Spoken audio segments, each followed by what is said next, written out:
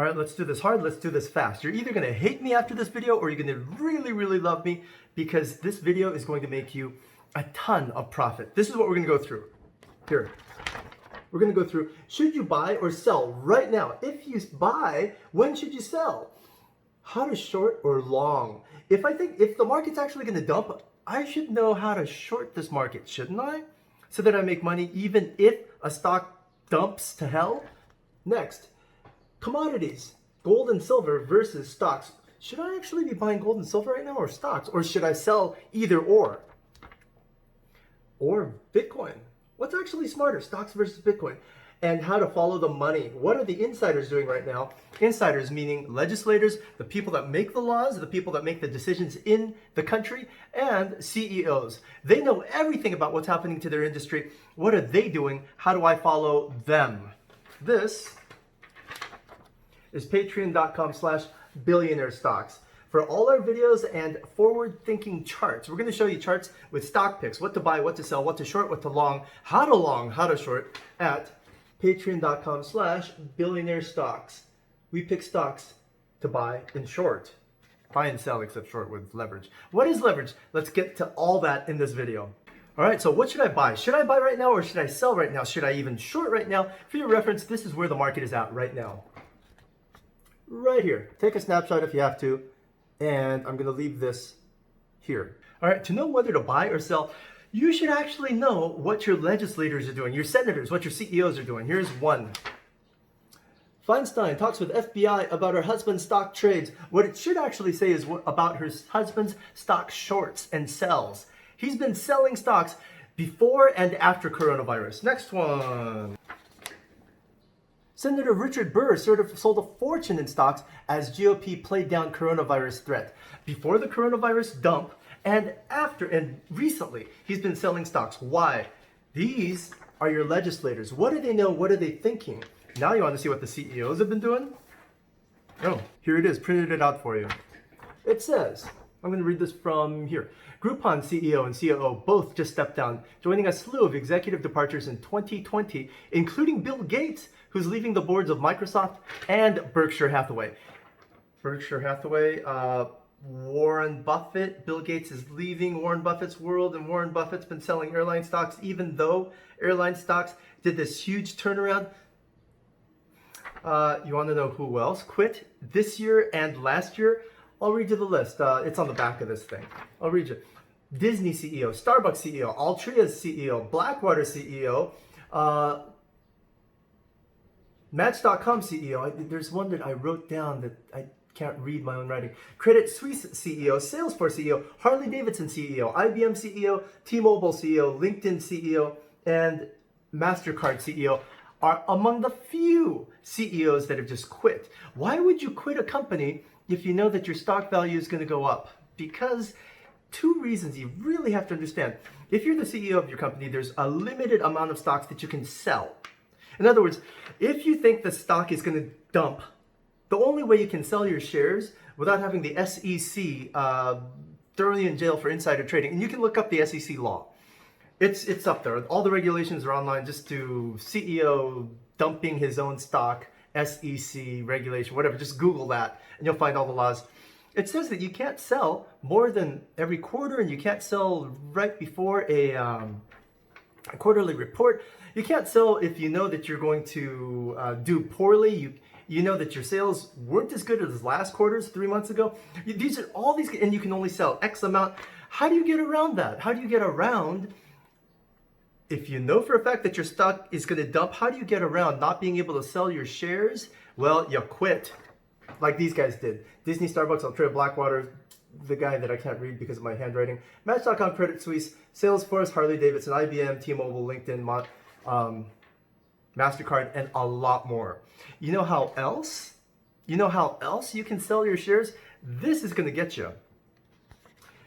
Jeff Bezos, Larry Fink, and other top executives dodged $1.9 billion in losses by selling their own stocks as the coronavirus outbreak worsened. And they've been selling even more recently.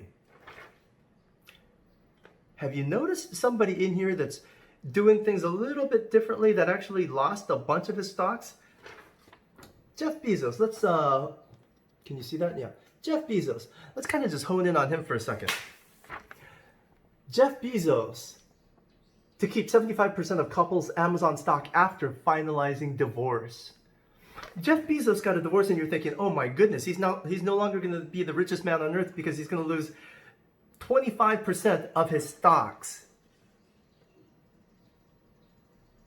Right before the coronavirus thing destroyed all stock markets. Just as all the other CEOs kept dumping their own stocks and quitting their companies so that they could freely dump their stocks without the worry of being thrown in jail for insider trading because they don't know anything, because they're not in a position of power anymore. They can sell all their stocks because they think that the stock's going to keep going up in value. You're only going to sell your shares if you think your stocks are going to dump. And guess what happened to Jeff Bezos? He ends up having to give 25% of his shares away. And Mackenzie Bezos doesn't have voting rights. She's not even on the board of directors. She has no rights with Amazon whatsoever. And she gets 25% of Jeff's stocks. You want to see what happens next? This is going to get you. Bam. Mackenzie Bezos sells $500 million worth of her Amazon shares. $500 million. That Jeff couldn't sell on his own. Amazing timing, isn't it? Oh, that's just coincidence and lucky timing. Is it really? Couples weigh strategic divorce to save on taxes. Couples who are CEOs weigh strategic divorce to save, not to save, but to actually be able to legally sell. No, not legally sell, to actually have a court order, to a judge to order that you, Jeff Bezos, must give 25% of your shares to Mackenzie Bezos. This is a court order, and Mackenzie can sell it at any time.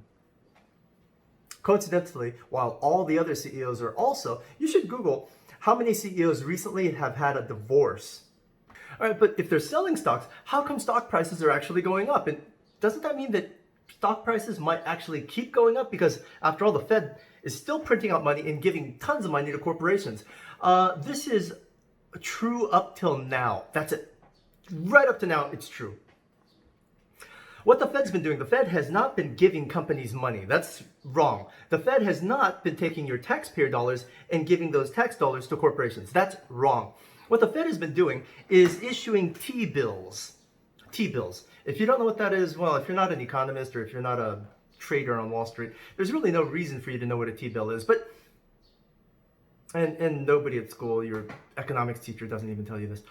It's real simple. What a T-bill is a treasury bill. It's the U.S. Treasury saying, hey, I'm gonna give you a note.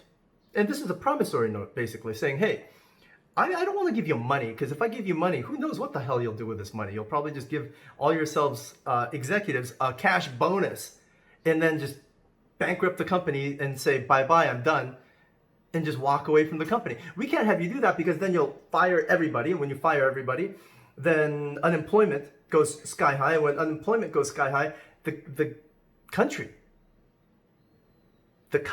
actually has to pay all the people that are unemployed to stay alive. And the state has to give you food taxes and subsidies. So we don't want to have to give a bunch of unemployed people money for free. That's not the country we live in. It's a capitalist country. So what are we going to do? We're going to make sure that companies can stay in business by issuing T-bills. And how T-bills work is that they don't give companies cash, because if they gave companies cash, and I'm going to go through this one more time, what they would do is they just give their executives, the bosses, the owners, the shareholders, bonuses, and they'd still fire everybody, and they'd still declare bankruptcy, which would make the country, your country, America, and your state have to pay for everybody that's unemployed and give everyone food stamps and so on. So they issue T-bills. Now we did 2 round trips. They issue T-bills so that instead of giving a corporation like Microsoft, IBM, Apple, Amazon cash, what they do is say, hey, we're going to pay off your debts for you. Yeah, that's exactly what a T-bill is. Who do you owe money to? You owe money to this manufacturer, you owe money to that manufacturer. Okay, don't pay them. I know these manufacturers make you pay 30, 60, 90 days, 180 days. You've got 5 years, sometimes 10 years, sometimes open-ended. Sometimes, hey, I'll just convert, the government says this, I will just convert these T-bills into equity shares of your company, or some other, they're convertible notes basically. And they say, hey, I'll either take equity or I'll take, I'm forgetting the other word. Anyway, the government is promising to pay off all these major corporations' creditors. So what do the major corporations do? They think, cool, we don't have to pay our bills for 5 years now. This is awesome. Let's go spend some money on R&D, hire more. Actually, we should probably start some scholarships so that kids can get higher education in STEM and become engineers or become artists and designers, so that we can produce more cooler, like the iPhone 23 or iPhone 35 or the PS17 PlayStation. We should do, no, that's not what they're doing. These corporate CEOs are already 60, 70 years old. They're 60 or 70 years old. They don't care what happens when they're 90 years old. Their grandkids, their great-grandkids have enough money to live posh and well the rest of their lives. They don't care. This is just the honest-to-goodness truth. Plus, they don't know whether the economy is going to do really well in 5 years or 10 years or not. They don't even know if anyone's going to want to buy the Apple 35 or the iPhone 35 or the PlayStation, 19,000. They don't even know this. So what are they going to do? They don't have to pay their bills. And what happened to their net worth? What happened to their net worth? Hey, I tried to sell as many stocks as I could before McKinsey. I tried to sell as many stocks as I could before this entire coronavirus caboozle. But I could only give you 25%, and my shares, my net worth is down 36% because that's how much Amazon stock crashed. I got an idea, guys. Why don't we just buy all our Amazon stocks so that we get our net worth all the way back up to where it was, so that we can sell more of our stocks? That's just how it works. So what they're doing, the CEOs are selling their stocks, which drops the price, and then suddenly they don't have to pay their bills because the US government gave them promises to pay off their debtors. So what they do, they take their cash reserves and they buy back their own stocks, pushing the stock value back up so that they can take their own stocks, their personal stocks, and then sell it back down, and then use more company reserve money to buy back more shares. And this is what's happening over and over again, 2 or 3 times over and over again, until there's no more ground left. When will there no longer be any ground left? Take a look at Hertz. Hertz is a perfect example of a front-runner company where there's no more ground support left. What ended up happening? The government gave Hertz money. What did Hertz do? Bought back a bunch of shares and drove their prices up. Cool. Now that their prices are all back up, what's happening? Hertz is saying, hey, we're going to go back in business. We're going to weather this storm. And when the coronavirus thing clears up, we're just going to innovate and become the world's #1 rental car company? No. What are they doing? They're still declaring bankruptcy. They still fired everybody, and they still gave all their executives all these bonuses. And now they're asking the courts for permission to not be delisted off of the public stock exchanges. Why? Because they want one more chance to take your money. And you have all this money right now because the government gave you cash. So think about this. Companies are buying back their own stocks, and to support that buyback, in spite of all the CEOs trying to push down the price by selling their stocks, here comes you. You just downloaded Cash App. You just downloaded Robinhood. Here comes you saying, hey, all the stocks they've recovered. It's fine. We're gonna hit all-time high after all-time high. Let's just buy. Let's download Cash App and Robinhood, and let's just buy until this. You know what this is? These are the last 2 months' unemployment rates. Wait, I thought last month's unemployment rate was fantastic. I thought unemployment dropped down to 0. That's actually a poor metric. That's actually bigger lies in statistics kind of thing. What ended up happening was everybody that was furloughed for 3 months ended up going back to work. So for that one moment in time when the United States took a measurement, a census, to say, what's the unemployment rate right now? Nobody was unemployed because everybody just came right back after 3 months. And now it's just like Hertz, just like the Carnival Cruise Lines, just like the airlines. Now is the time to pay the piper. Now is the time to say, hey, yeah, furlough's over. We brought you back a because we have to bring you back after 3 months. But I'm sorry, now instead of furlough, where you can come back after 3 months, now it's just, you can't come back. Sorry. So this number, this bar here, this bar is going to get really, really high the next month if everything goes according to plan. Now, nothing is set in stone. Any of this stuff that I've told you, well, the stuff I've told you is just fact. It's just history. It can't change. But how the U.S. government, how the Fed, how the world economy reacts to this change, to these facts, might change. So I'm going to show you this. I'm going to show you this.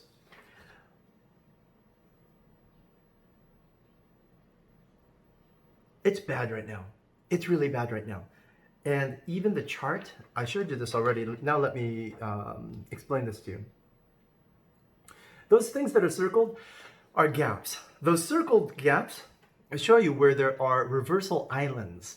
Reversal islands, just Google it. It basically means that if price was around here and then it suddenly dipped down here and there was no link between this island and this future price action, then chances are we're going to keep moving in that direction a long time.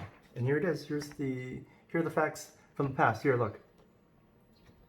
There's a gap here. I don't know if you can see that. There's a gap here, and there's a big gap here. You can see this gap, right? There's a big gap here. That creates an island. And then guess what? We just kept moving down, down, down, down, down, down, all the way down. We just kept on moving down. And then look at the next gap. Look at the next gap up here, this one. There's a gap right there. I don't know if you can see. Okay, now you can kind of see that, right? There's a gap. There's nothing connecting these two, these price ranges with the gap prices above. And sure enough, we just kept going up and up and up and up and up and up. And now guess what? Bam.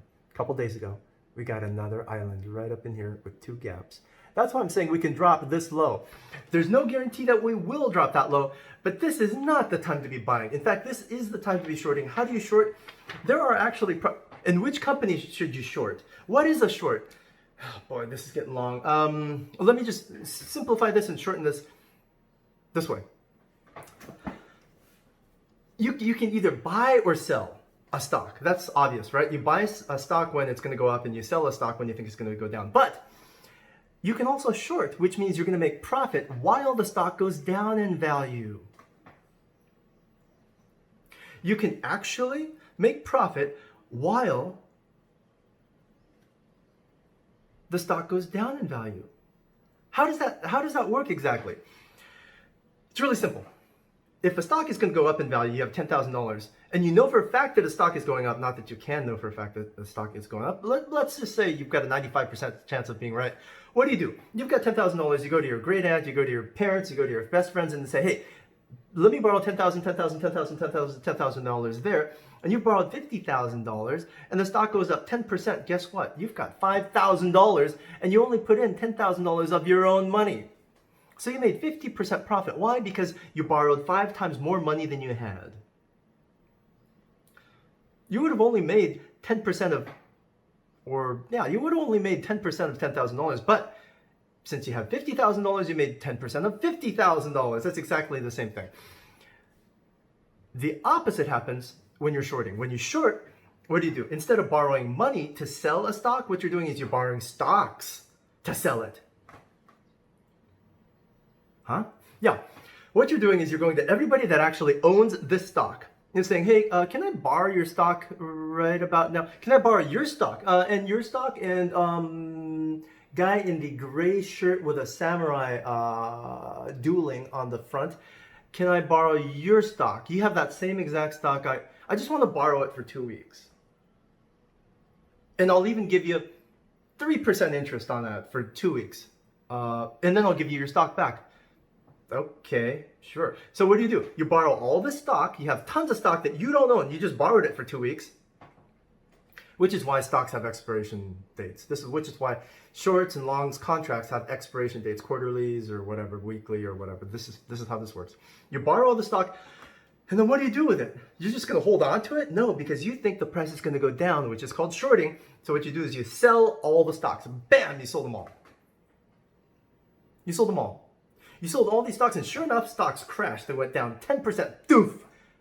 The value of the stocks crashed 10%.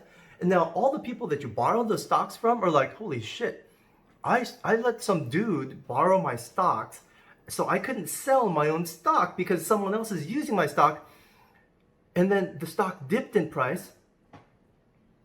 This is when you return those stocks and say, hey, uncle, aunt, guy in the gray shirt with the dueling samurais on it, here's your stock back. It's been 2 weeks. Thanks.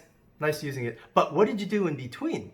You took that stock at a high value and you sold it all. So now you're holding cash. You're holding cash. And then when the stock is cheaper, now you take what cash you have from the sale when the stock price was high, and then you just bought all the stocks back. You just bought all the stocks back, but you bought the stocks back cheaper.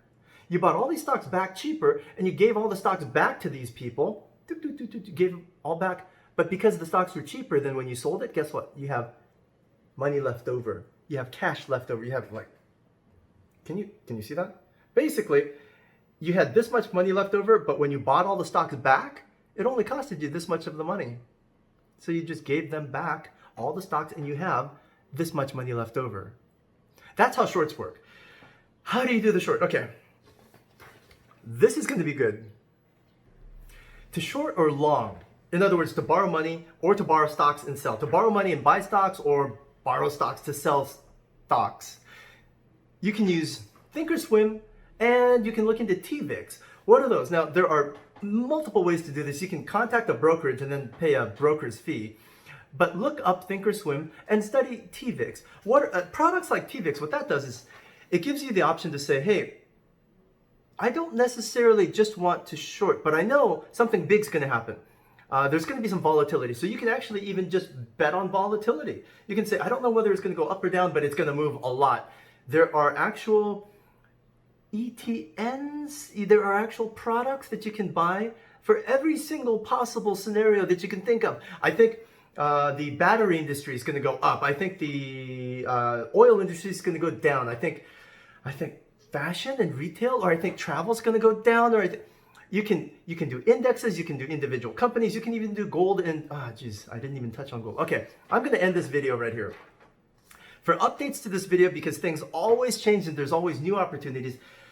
And one day, you could wake up in the morning one day and a new law could have happened, or a new industrial change could have happened that throws everything we just told you out the window. So, to keep up with us and contact us, find us at patreon.com/billionairesstocks. Patreon.com/billionairesstocks. We pick stocks to buy and short.